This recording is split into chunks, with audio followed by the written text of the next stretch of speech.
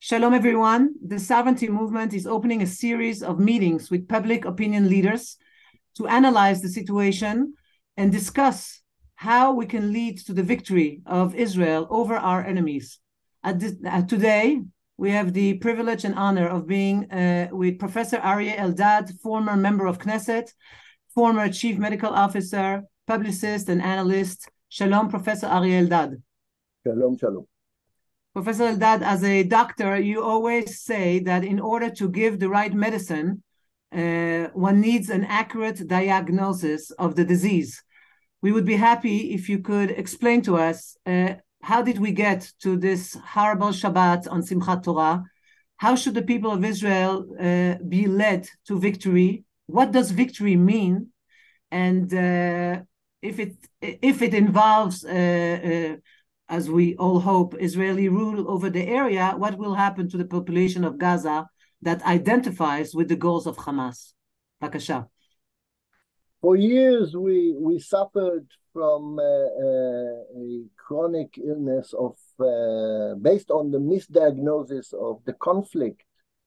And the misdiagnosis was that the conflict between Jews and Muslims, Israelis and Arabs, in Israel is a territorial conflict, and if we just give up some land, they will trade it for peace and we will enjoy it. It was a misdiagnosis because the true nature of the disease was a religious war, a direct clash of opposing ideologies. And I think this truth was exposed in Simchat Torah, in the terrible massacre, because everybody understood that Hamas was religiously motivated to annihilate the Jews in Israel, maybe everywhere in the world, but they were interested in the close vicinity of Gaza Strip, and they performed their plan. The misdiagnosis caused Israel for generations to fall into a shallow sleep.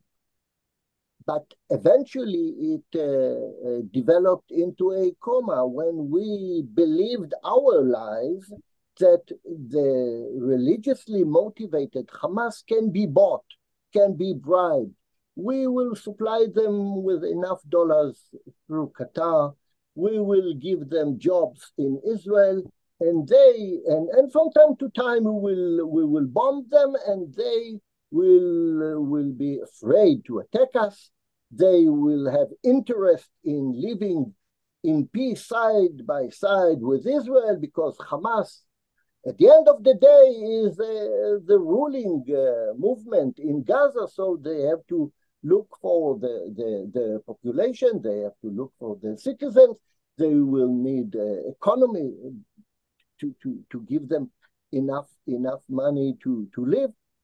We lied to ourselves because we didn't want to admit the misdiagnosis of the conflict, because the true diagnosis, a religious war, is a very, very difficult truth to accept, because this war never ends.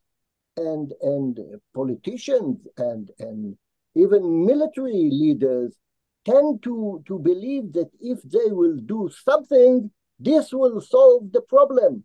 And this feeling of we are able to control our fate if we just be nicer to the Palestinians, we give them more land, we'll give them more money, it will be okay, that caused us to fall into a coma.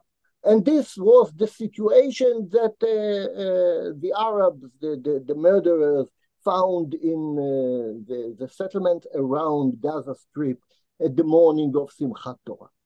But if we carry on this analysis to a medical situation, sometimes if a patient in a coma and we diagnose a disturbance in the heart rate or the electrical activity of the muscles of the heart that cause this coma, a electrical shock can wake the patient, and what we suffered in Simchat Torah was a kind of electrical shock to the state of Israel that revived us and reunited us. And this is something that for generations we will have to thank Hamas, because we were on the eve of a civil war in Israel.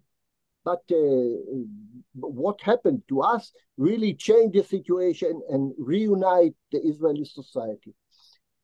The ability to turn this terrible blow into a cure is based on a military victory over our enemies in Gaza. And we have to remember that these enemies are not only in Gaza, but relatively speaking, they are the same enemy in Ramallah and in the Palestinian Authority. They preach differently, they use different tools, but the general aim is pretty much the same. They don't want the state of Israel to exist. They don't want the Jewish people to exist in Israel. And if we will understand that not only a military blow to Hamas is the cure to the disease, but our ability to put an end to the Palestinian Authority and impose sovereignty over Judea and Samaria, this is the total cure of the situation. Right now, we have two models of that they coexist. One is Gaza, that we didn't impose any sovereignty in 1967, and we start to disengage from it in Oslo, and eventually the final stage was the disengagement in 2005. And the other model is Judea and Samaria, that suffered from the same mistakes that Israel imposed. We didn't impose sovereignty in 1967. We allowed Oslo to take place and the changes in the population, but we have a very stable and strong Israeli settlements in the area that couldn't be removed in one step as they did in the disengagement. And the fact that Israel changed the formula in Chomat Magen, how they call it in Chomat Magen. Defensive shield. Defensive shield in 2003, was it? And every night, Israeli troops enter Jenin and Nablus and Ramallah and Hebron, and they kill or arrest terrorists. This is the way that prevented Judea and Samaria from becoming Gaza. It will take killing a lot of Hamas terrorists and leadership, and creating the situation in Gaza that will be very similar to what happens in Judea and Samaria, by the way that we will have a total and continuous control of the area, not only by an operation that once every 6 months or a year we enter, we hit, and we go back. We will have to stay in certain points in Gaza Strip and be able to enter daily and nightly to this area to cut the grass, to mow the grass every day, in order to prevent this monster from reviving, because it's not only 50,000 Hamas terrorists, it's 2 million terrorists. It's 2 million Arabs that support Hamas. Now they regret, now they cry, now they say, well, we didn't think it would be so terrible. But in a year time, when Israel will repeat the same mistake and we will stream more money to it to rebuild Gaza, all the destruction in Gaza, they'll be, again, the same people. We have to remember that in Simchat Torah morning, not only thousands of weaponized terrorists came to kill us, but thousands of Arabs without weapons, with knives and axes and agricultural tools that ran into our kibbutzim and our settlement to slaughter, to rob, to thief. It's not only the actual terrorists of Hamas, but all the supportive civilization of Muslims that surround them, the population of Arabs that support Hamas, they are our enemies. And if we remember that, if we will kill all the members of the formal members of Hamas, they will be able to recruit immediately or within few months new 50,000 of them. We must control militarily the area, otherwise the same situation will repeat itself.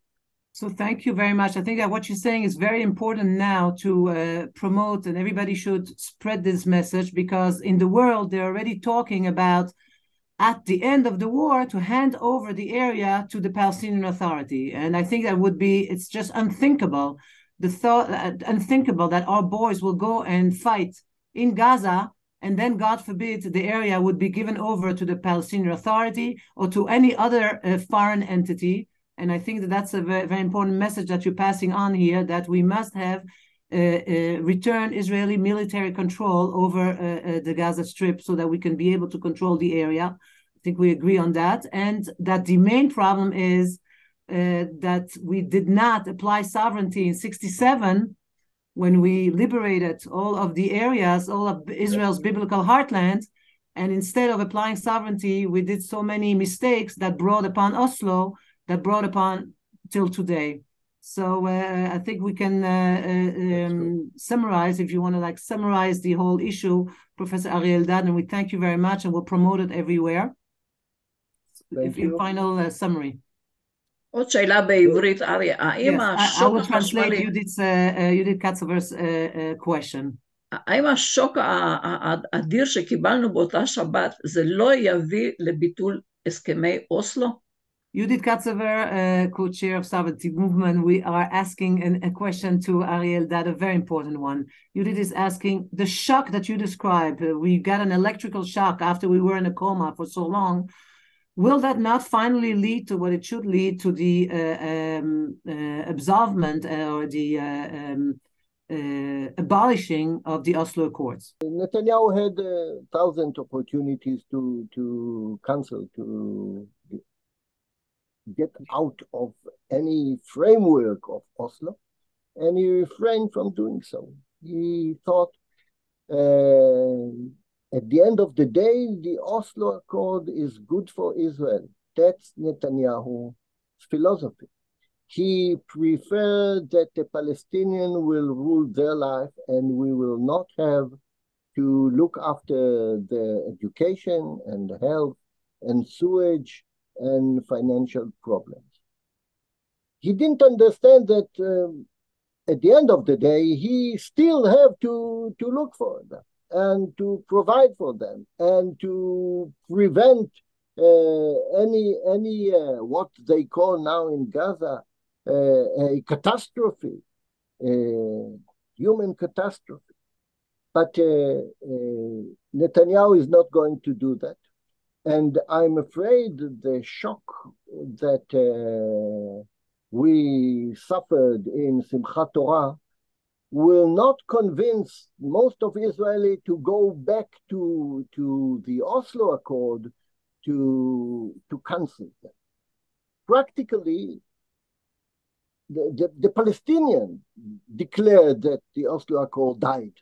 But both sides feel that they enjoy the current situation and they don't have the motivation to do otherwise. Unfortunately, it will take to another catastrophe in Judea and Samaria to understand that the Palestinian Authority is the problem, is not a solution to anything. And we didn't speak at all about the problem of the kidnapped and the hostages And I'm afraid that Israel eventually will be forced, or the current leadership will be forced to a trade of the terrorists with the hostages. And among these, the terrorists that Israel may release, or God forbid will release, is the future leadership of the Palestinian Authority. And when we will have to face them as our enemies, like Yahya Sinwar, the result of the Gilad Shalit deal, when we will have to face them as the leaders in Ramallah, maybe this shock will awake Israel to understand that we cannot tolerate any Palestinian rule whatsoever in the heartland of our homeland.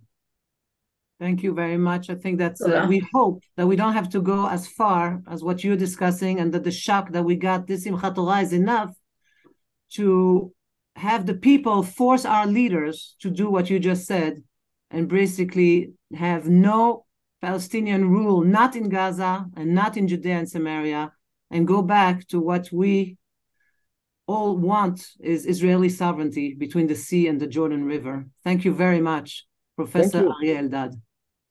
Bye-bye.